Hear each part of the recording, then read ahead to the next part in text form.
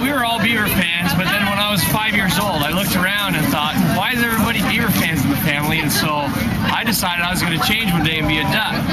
And the only thing that my dad here said to me was, that's fine, but when you choose, you choose. None of this flip-flop stuff. And so ever since then, I've been a Duck fan, and he's supported me, which is why we have the Duck. That's why we got the Duck flag and the blow-up Duck on top of the Suburban. So, got to represent both ways, but, you know, this is truly the Civil War right here. The family divided.